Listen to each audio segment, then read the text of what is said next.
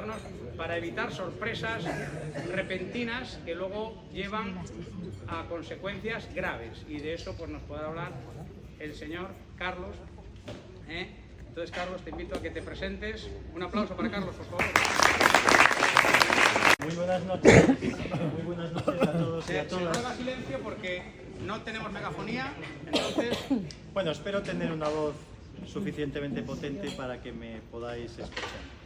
Bueno, lo primero, César, muchísimas gracias por organizar esto. Quienes organizamos eventos científicos, como en mi caso, sabemos la complejidad que tiene organizar algo y sobre todo que funcione y con este nivel de éxito.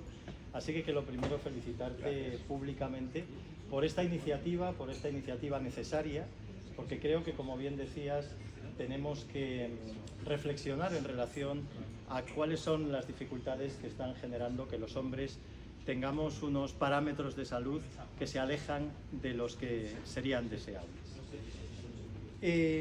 Pero no quiero empezar esta pequeña intervención sin recordar que hoy es 25 de noviembre. Hoy es el Día Internacional para la Eliminación de la Violencia contra las Mujeres. Y yo personalmente, como profesional y como hombre, siento un profundo desprecio, una profunda vergüenza y un enorme rechazo hacia aquellos hombres que entienden el hecho de ser hombres desde el abuso, desde el acoso y desde la violencia. Creo que esa sigue siendo una asignatura pendiente también para nosotros, para los hombres que rechazamos de una forma tajante que este año haya habido 52 asesinos que han matado a 52 mujeres. Por eso, si me permitís, quiero poner hoy esa asignatura pendiente también en el debe de los hombres. Creo que tenemos que dar un paso al frente para visibilizar que realmente la mayoría de nosotros despreciamos ese tipo de violencia contra nuestras madres, contra nuestras hermanas y contra nuestras hijas. Y voy a hablar de otra asignatura pendiente. Dicho esto, que, bueno, quien me conoce sabe de mi implicación en el ámbito de la violencia de género desde hace 3 décadas y no podía dejar de empezar haciendo esta referencia.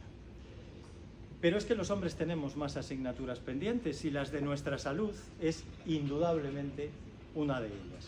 Fijaros, todos los indicadores que manejamos en relación con la salud son negativos para nosotros. Tenemos una esperanza de vida 7 años por debajo de las mujeres, a nivel internacional, a nivel mundial. Y fijaros que estamos en un país que es un ejemplo, somos el segundo país del mundo, no, miento, el tercer país del mundo. El año pasado nos ha superado Indonesia.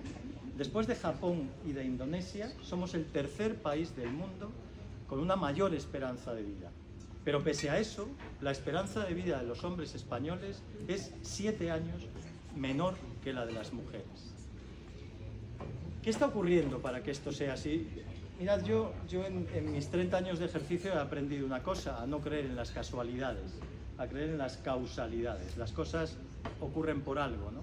Y me gustaría compartir con vosotros y con vosotras algunas reflexiones de qué estamos haciendo mal, cuál es la asignatura pendiente de los hombres en relación a nuestro autocuidado.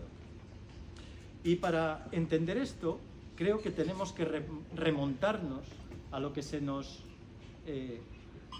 comenta a los hombres, a cómo se nos educa a los hombres para entender lo que significa ser hombre. Evidentemente, la cultura patriarcal nos influye a hombres y a mujeres, es nuestro sustrato cultural, y a nosotros nos dice que tenemos que desempeñar un rol muy concreto, un rol de poder, de fortaleza, cierta autoridad, y por supuesto no se nos educa ni se nos entrena como cuidadores. No digo ya como cuidadores externos en cuanto a los cuidados emocionales o en cuanto incluso a los cuidados físicos, sino tampoco se nos educa ni se nos entrena en el autocuidado. Y ese factor de género, es decir, de ese elemento cultural que nuestra sociedad nos dice qué es lo que significa ser hombre o ser mujer, ese elemento de género nos perjudica a los hombres en muchas facetas, pero también en relación a nuestra salud, hasta ese nivel, hasta sufrir enfermedades que de otra manera serían claramente evitables. ¿Y qué enfermedades sufrimos los hombres por el hecho de serlo? Pues indudablemente nuestra biología condiciona que a nosotros nos pasen cosas que a las mujeres nos pasan. Nosotros sufrimos enfermedades en aquellos órganos que son exclusivamente nuestros. La próstata, los testículos, evidentemente también nuestra salud sexual está muy condicionada, y luego hablaré un poquito de esa relación tan íntima entre nuestra salud urinaria, urológica y nuestra salud sexual, pero sin duda todos esos órganos son susceptibles de enfermar y requieren nuestra atención y nuestro cuidado. Voy a empezar por la próstata, por esa gran enemiga de los hombres. Digo enemiga de los hombres porque, si me permitís la ironía, la próstata fundamentalmente tiene la función, en esto las mujeres nos sacáis una gran diferencia, tenéis el único órgano en la especie humana cuyo objetivo es dar placer, el clítoris, y nosotros tenemos el único órgano cuyo objetivo es, a partir de los 50, complicarnos la vida. Creedme que la próstata no tiene muchas más funciones. Bueno, segrega un liquidillo, el líquido prostático, que podemos vivir perfectamente sin él. De hecho, aquellos hombres que son prostatecmizados viven sin él y no pasa absolutamente nada. Es un órgano, por sus características glandulares, muy predispuesto al deterioro, muy predispuesto a que con los años se vayan produciendo distintos mecanismos patológicos que acaban, como digo, complicándonos en gran medida la vida. ¿Y de qué manera nos complica la próstata la vida? Bueno, pues fundamentalmente de dos.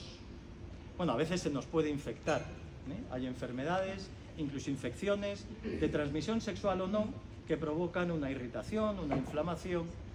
Lo que ocurre es que en estos casos la sintomatología llega a ser tan incómoda que no nos queda otra que irnos al médico. Cuando ya es muy evidente, pues hombre, tampoco somos tan negados para ir al médico. Y en esas circunstancias, claro que ocurre, claro que acudimos. Pero ¿qué ocurre con muchísima frecuencia? Que como glándula, la próstata tiende a agrandarse y a generar un proceso que se llama técnicamente hiperplasia benigna de próstata, agrandamiento de la próstata. La próstata empieza a pesar más y empieza a agrandarse más. Y empieza a provocar síntomas físicos, síntomas urinarios. ¿Por qué? Porque la próstata además es, permitidme la comparación, una especie de castaña pilonga, atravesada por la uretra y muy cercana a la vejiga. Y todo aquel proceso de degeneración prostática, de crecimiento de la próstata, acaba influyendo en la calidad de nuestra micción, de nuestra orina. Si alguna vez empezáis a notar dificultades para orinar, que el chorro se hace más cortito, que nos cuesta más arrancar, que tenemos la sensación de que no nos hemos quedado suficientemente vaciados a nivel vesical, es que estamos pudiendo tener un problema de hiperplasia benigna de próstata. El porcentaje a partir de los 50 años es muy importante, aproximadamente 1 de cada 3 hombres tienen una próstata atípica anormal. Y además ese porcentaje a partir de los 70 es prácticamente del 100%, puede estar cercano al 90%.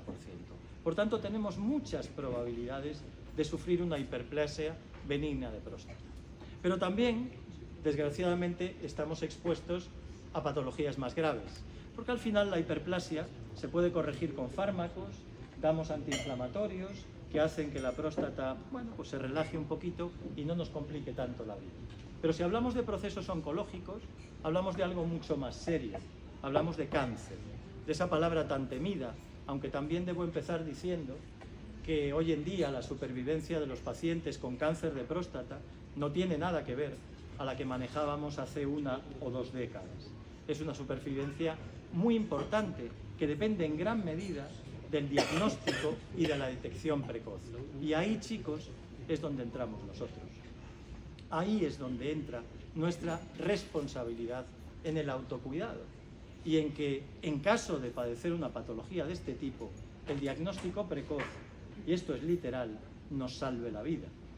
porque la supervivencia varía de una manera extraordinaria en función de en qué momento se detecta esa patología, que nos puede llevar simplemente, como bien decía César, a una resección transuretral, al videojuego del robot, de Da Vinci, o bien a una prostatectomía radical cuyas consecuencias son muchísimo más devastadoras para la calidad de vida del varón. Y el problema oncológico, el problema del cáncer de próstata, es que no da señales. Es que solo las da cuando ya está avanzado, cuando ya tiene un grado de infiltración, de invasión, de tamaño, incluso ha podido difuminarse de alguna manera y por tanto el tratamiento es mucho más complejo y mucho más traumático para los varones. Por tanto, el diagnóstico precoz, el seguimiento que ese paciente debe hacer es fundamental. ¿Y cómo es ese seguimiento? Pues de verdad que no es tan complejo. Vencido el tabú del tacto prostático, del tacto rectal, ese tabú que parece que todavía a veces nos genera como si fuera una prueba invasiva de primer nivel, y os aseguro que es una prueba muy poquito invasiva y simplemente un poco incómoda. De eso las chicas entendéis un poco con vuestras citologías anuales, por cierto, y creo que no ponéis el grito en el cielo, por tanto no pasa nada porque una vez al año, cada 2 años, podamos estar expuestos a una exploración física que incluya un tacto rectal. Pero hoy más lejos. Hoy en día disponemos de técnicas diagnósticas efectivas que pueden generar un diagnóstico precoz como una simple analítica. Una prueba que muchos conoceréis, que probablemente cuando os hacéis una analítica general sí que vuestro médico, vuestra médica de familia sí que os pide, la famosa PSA, antígeno prostático específico, que aunque no es una prueba determinante, sí que nos aporta al menos una orientación, sobre todo en caso de que esté alterada. Y al menos lo que puede hacer es levantar la liebre en relación a si detrás de ese desequilibrio en los niveles de PSA se puede encontrar alguna patología prostática o por el contrario puede ser razones diferentes a la de un proceso oncológico. Por tanto, no estamos planteando algo tan complejo y simplemente, creedme, es una cuestión de actitud, es una cuestión de cultura también, de cultura del autocuidado y de cultura de la responsabilidad para generar una calidad de vida mayor. Bueno, ¿qué más cosas nos pueden pasar a los chicos? Pues fijad, a los chicos jóvenes también les pasan cosas serias, también les pasan cosas graves. El cáncer de testículo es un cáncer relativamente frecuente en chicos jóvenes, que además suele ser difícil de diagnosticar y que cuando se hace es en estadios habitualmente muy avanzados que requieren tratamientos más sistémicos como por ejemplo la quimioterapia. Una patología que puede ser diagnosticada, detectada de forma precoz simplemente a través de la autoexploración física. Las chicas desde muy pequeñitas os enseñan la autopalpación mamaria. Bueno, pues quizás a los chicos deberíamos de empezar a promover también la autoexploración testicular, capaz de detectar cualquier anomalía morfológica en sus testículos y por tanto poder salvar la vida a chicos muy jóvenes que por esta patología, con una supervivencia que depende del estadio en que lo cojamos, va a ser elevada o no tanto, acaban poniendo fin a su vida por una enfermedad de este tipo. Pero para seguiros dando argumentos, chicos, en relación a por qué es tan importante cuidarnos y mirarnos, no solo la próstata, luego voy a ir un poquito más lejos. El problema no es solo la patología que puede generar, es también el cómo afecta nuestra calidad de vida en otro tipo de áreas y de ámbitos muy importantes. Por ejemplo, en el ámbito de nuestra calidad de vida sexual. La próstata con frecuencia no solo produce sintomatología urinaria, con mucha frecuencia produce problemas sexuales. En concreto, disfunción eréctil. Hay razones desde el punto de vista fisiológico que explican que hay un alto porcentaje de hombres con problemas de hiperplasia benigna de próstata que además tienen problemas de disfunción eréctil. Y también sabemos que a veces la disfunción eréctil es el chivato, en medicina lo llamamos síntoma centinela, de la posible existencia de un problema urinario, de un problema prostático, pero también de un problema cardiovascular. ¿Por qué? Os lo explico de forma muy sencilla. El pene por dentro es una especie de esponja vascular.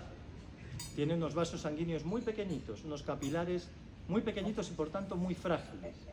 De hecho, la erección es un proceso mecánico de llenado como resultado de la vasodilatación que se produce durante la excitación sexual.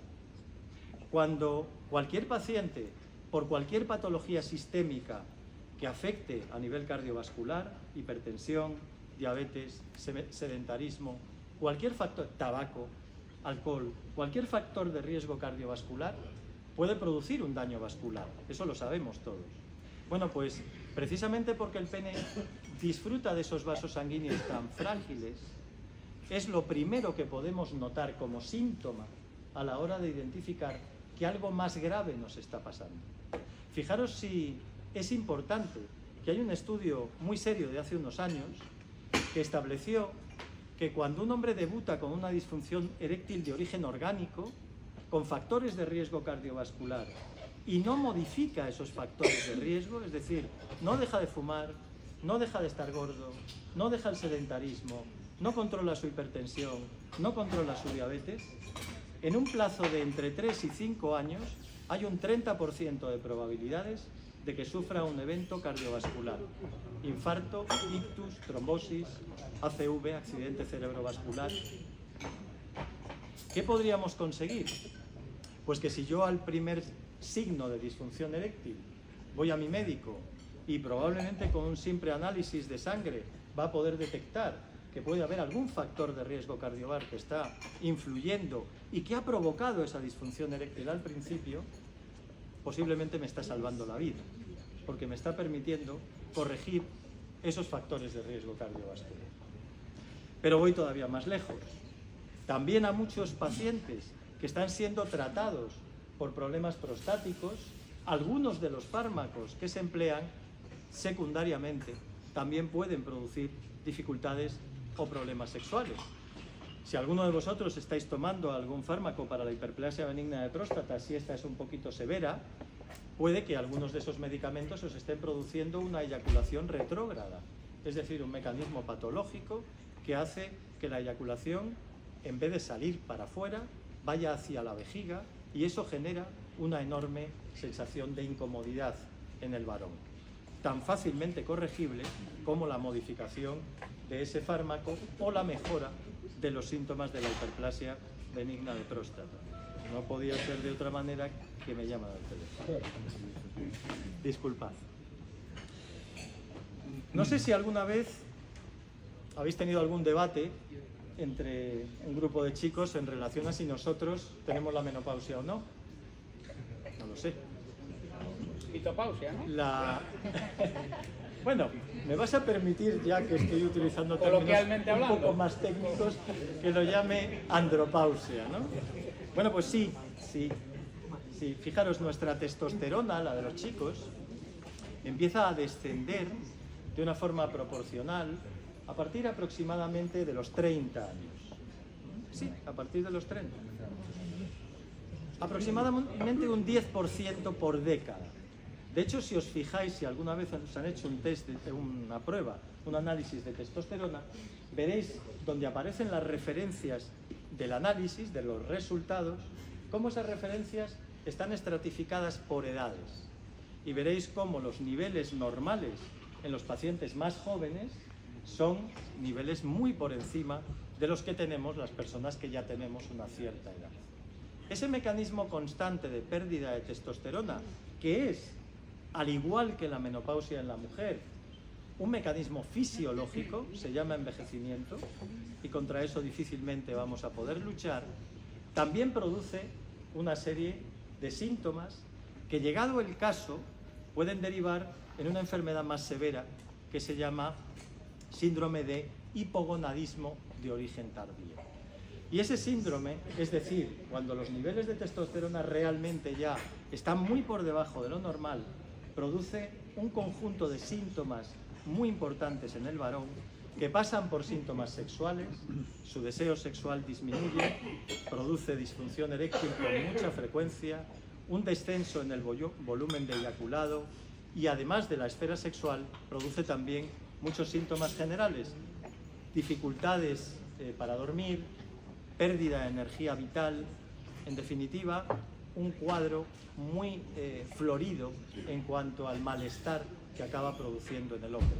Y por cierto, tan fácilmente resolvible como a través de una terapia de sustitución hormonal, de unos parches o geles de testosterona que lo que hacen es recuperar nuestros niveles normales para nuestra edad de testosterona y aliviar de forma muy rápida toda esa sintomatología. ¿Qué necesitamos para poder hacer eso con vosotros?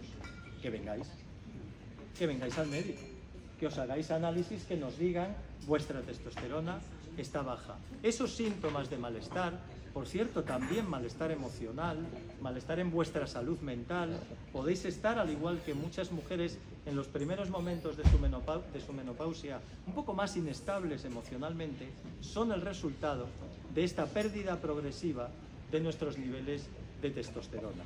Por tanto, ese es otro de los aspectos que también descuidamos con mucha frecuencia los varones.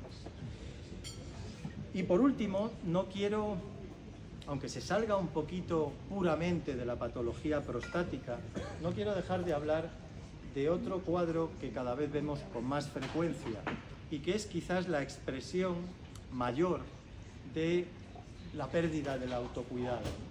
Un cuadro que llamamos síndrome metabólico y que combina varias enfermedades conjuntamente, ¿no? Hombres de 50, 60 años, con un sobrepeso muy importante, hipertensos, fumadores, que toman alcohol, sedentarios, que tienen la tensión alta. Dicho de otra manera, que son una bomba de relojería desde el punto de vista epidemiológico para sufrir enfermedades graves. Aunque no tenga en este caso que ver directamente con su salud urológica, este tipo de problemas también requieren nuestra atención.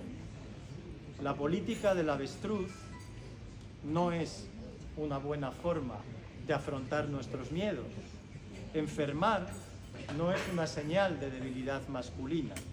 Cuidarnos es un acto de responsabilidad sobre nosotros y sobre las personas que dependen de nosotros o sobre las personas que nos quieren y a las que queremos. Y por eso creo que este tipo de iniciativas tienen que visibilizarse cada vez más, gracias César de nuevo, para que entre todos y también todas, cuántas de vosotras traéis a vuestros maridos, a vuestras parejas, a nuestras consultas de la oreja, sois vosotras quienes llamáis para pedir cita para que nosotros acabemos yendo a regañadientes.